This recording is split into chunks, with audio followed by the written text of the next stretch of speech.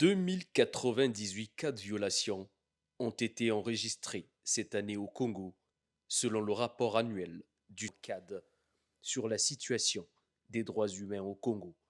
Ce document factuel révèle une tendance à la hausse de ces exactions. Nous avons vu le gouvernement renoncer à ses obligations en matière de droits humains et à la nécessité de faire rendre des comptes aux auteurs d'abus. Nous avons documenté ce que nous considérons comme inégalité artificielle, des cas de torture et des mauvais traitements, les atteintes au droit à la vie, notamment les exécutions extrajudiciaires, les atteintes à la présomption d'innocence. Nous avons également constaté que l'impunité fait son chemin. La discrimination envers les peuples autochtones persiste. À l'intérieur du pays, là où nous avons beaucoup travaillé, nous avons constaté des limites importantes dans la réalisation des droits socio-économiques, notamment les droits à la santé et à l'eau. Nous avons également documenté des cas d'expulsion forcée. Cette organisation de défense des droits humains retrace dans ce rapport de 134 pages des entraves aux libertés individuelles et collectives sous le regard complaisant, dit-elle, de l'appareil judiciaire. La justice congolaise, c'est aussi la hiérarchisation des vies humaines. Exceptionnellement, elle est active lorsque les riches et les puissants se plaident. Vous vous souvenez de l'ancien directeur de Nanga Iloa, interpellé pour une tentative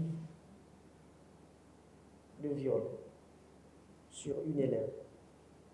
Présenté devant le procureur de la République, M. André Okongakala, devant la presse, après avoir lu les motifs reprochés à ce monsieur, un mandat d'arrêt, un mandat de dépôt a été décerné sur place et placé à la prison.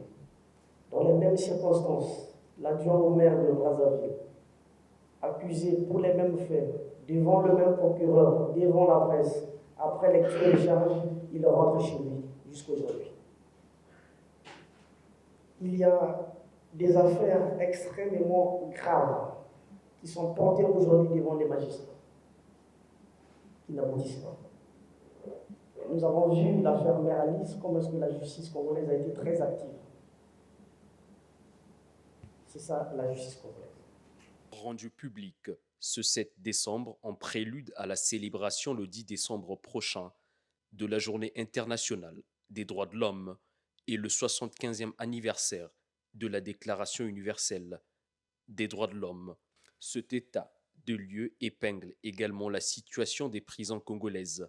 Le taux d'occupation, qui était de 313% en 2020, atteint plus de 600% dans les maisons d'arrêt de Brazzaville et de Pointe-Noire.